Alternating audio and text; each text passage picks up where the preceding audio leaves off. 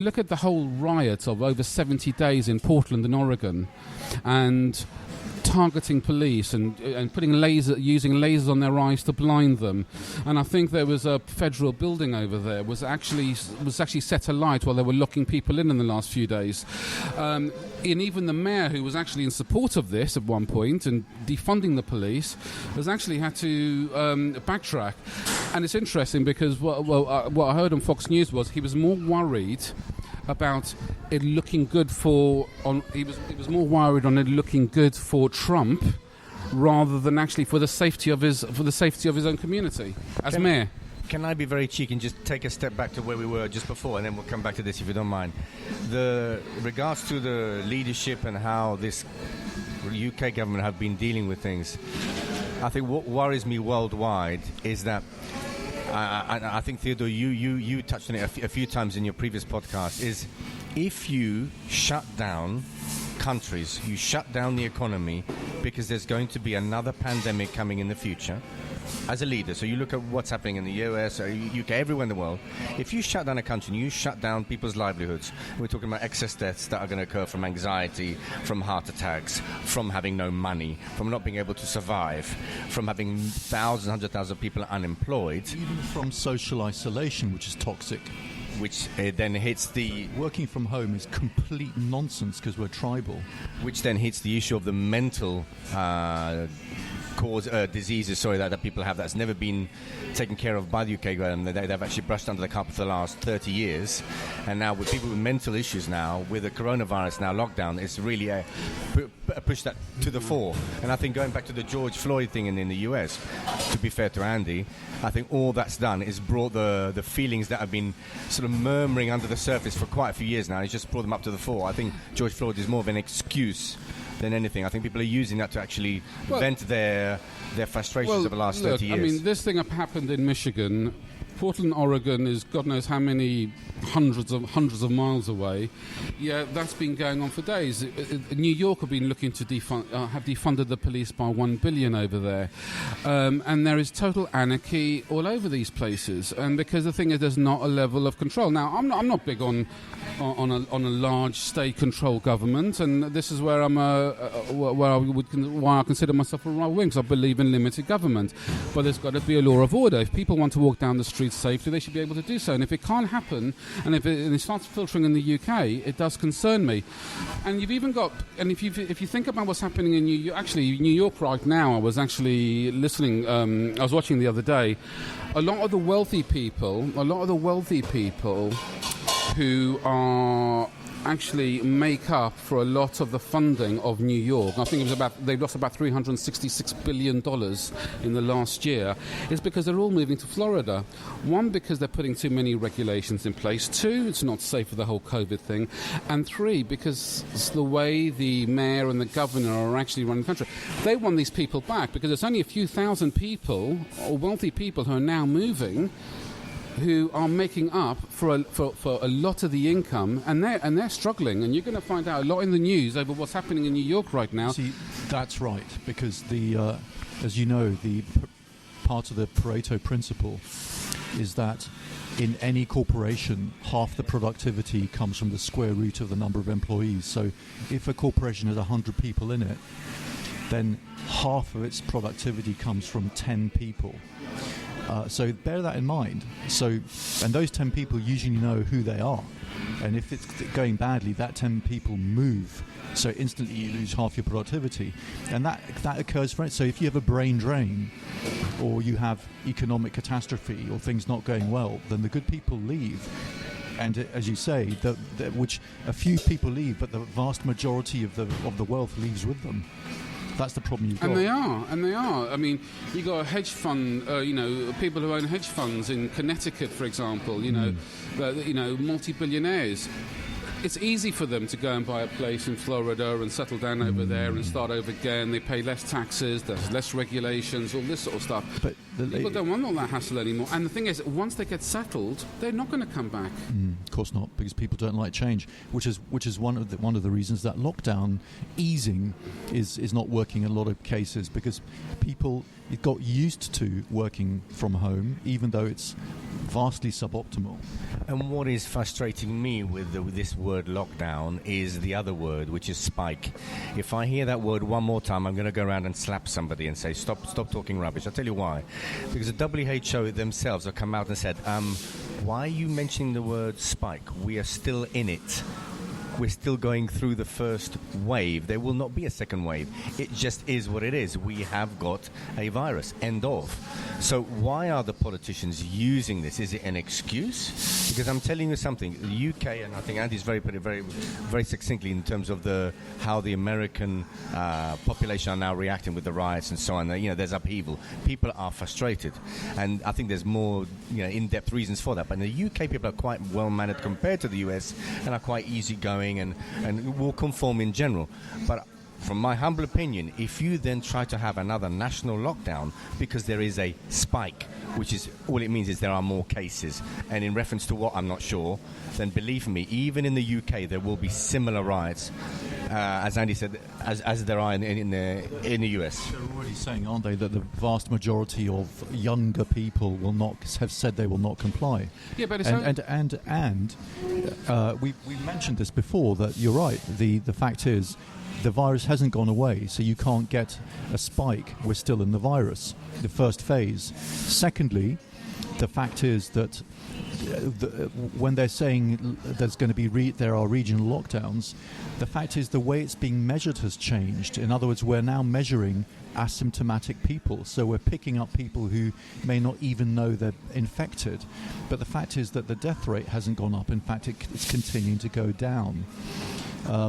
So again, all the word spike is, it's an artifact of the media again. They're just sensationalist. So this whole catastrophe has been actually driven by the media. The politicians who are elected by the electorate, and the electorate are controlled entirely by the media, are beholden to all the nonsense the media are bringing up. So Rupert Murdoch is actually running the world, nobody else, not the elected politicians. So what he says goes. Explain to me why, after all these years, that the media's been prevalent for, I would say, definitely the last 40 years, since the 80s. The media has been used by the politicians in terms of visual media and not just the newspapers. In my opinion, why is it that, for example, the UK government of today, like many other governments, cannot use the media properly to their advantage? They are still giving out the sound bites and then letting the media run with it.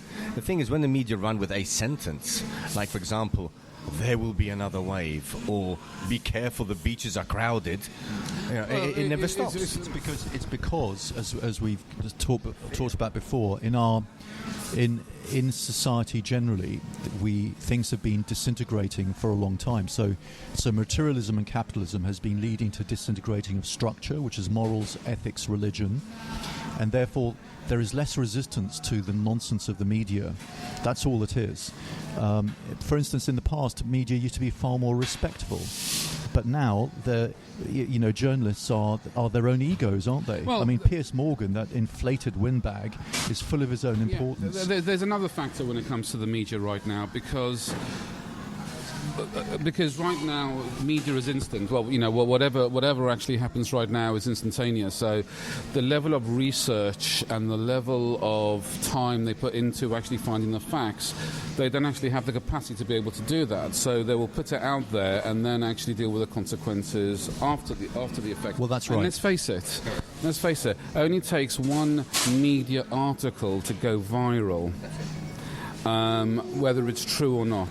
And again, I was actually going to say that okay. On top of that, there's social media and so on.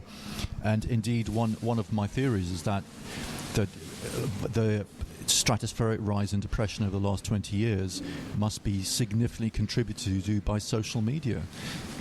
Yeah, I think it's one of those. We're probably going to discuss the impact of social media on another podcast. But I've got to say, I do have to, as I said, I do have to question the whole democracy thing. And as I said, when it came down to the whole US, because they've got and the reason why we bring this up, because the general elections are actually coming up in November. And the way it's being handled and the way that people... Because right now the Americans are in their primary stages and selecting their governors and their Congress people and senators and things like this. So they're right in the middle of this, and I've been watching it quite closely. But the way it's being handled and defunding the police and things like this, a lot of people are so anti-Trump, let's say, they're overlooking the fact that their own safety, their family safety, is actually going to be in question because there is totally anarchy on the streets over there. And at some point, people are going to realise that they've got no... Well, I don't know. Do they actually won't have another choice? The other choice was it Joe Biden, who's already being questioned as to whether he's senile or not. Of course, Michelle Obama is tipped to overtake Joe Biden now, isn't she? I think that's questionable, actually. I don't know whether that's going to happen. I don't know if it's too late in the game. Potentially she could, but there's an interesting one because if that'd be another disaster about to happen. If you actually... actually, let me ask a question. As a president, should you actually benefit from it financially, or are you there to or is the role there to serve the people? To serve the people. Right, so if you actually think someone like Obama, and this is not made particularly public because the media doesn't want to touch on it, his wealth increased, I think it was like 30-fold when he was president, whereas actually Donald Trump's net worth has gone down by almost half, apparently, since he's become president. How did his wealth increase during presidency? There'll be a lot of contract. Well, it'll probably be similar to what actually happened with the Clintons, because they didn't they make something like about 280 million or something while Bill Clinton was in presidency because of the contracts I don't know whether it's backhanders or whatever. I can't lay claim to that, but their net worth went up substantially. I can see how Obama's books will be selling more if he's president, because obviously people will be buying his books. But that's interesting, isn't it? Yeah. But does it mean that they have a vested interest and it affected their decisions? Well, it's I mean, if you actually think about it, once you become president, if you look at Tony Blair, you highlighted this. That's after. Yeah, but he used this position to actually develop his connections and contacts to be able to actually increase his wealth. After, and in fact, and probably think about it. All the little favours he did when he was prime minister is what benefited him afterwards. Actually, you know what? Even the ability to make money after your premiership shouldn't be allowed to happen, and I'll tell you why. One of my patients was. Who unfortunately is now dead, but he was one of the superstars in the pop world. Happened to be at Chequers when Tony Blair and his wife were there as well, and he was invited there, and they were all talking together, and Tony Blair was desperate to stop being Prime Minister, and Cherie Blair was desperate to continue being First Lady and all the perks that come with it. And the reason he was telling his wife that he wanted to go was because he wanted to be young enough to enjoy the money he was going to make after he left. That's from the horse's mouth. Well, I mean, we say from the horse's mouth. The guy's it is it's from the horse's mouth. The guy was chuckling away as he told it to me. I don't know. I'm not sure. Is that a conversation you would actually have in a restaurant? At Chequers. At Chequers. Oh, it was at Chequers. Of course it was. Yeah, I don't know if that's. Yeah, I'm not sure. Now, the reason why America is a magnitude of measurement greater in its disorganization and problems is because it lacks the history and structure of the UK. So. But the UK always follows the US because remember that the capitalism and materialism has a disintegratory effect on structure. America is further down the plug hole because it has less historical structure and morals and ethics and religion associated with it. But it's a younger country. You're right. So, but the UK usually follows down the plug hole. It's just further up in the process, as it were.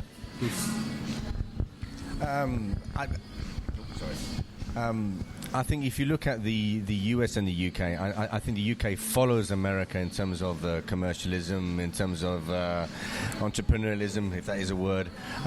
Fine, and I think the politics of that we're holding on to here in this country is still historical, traditional, and is still weirdly, I think, indirectly, subconsciously respected by the people. There's still this tradition that is linked to the identity of being British. But I think one thing which I couldn't understand, I still don't understand with the lockdown,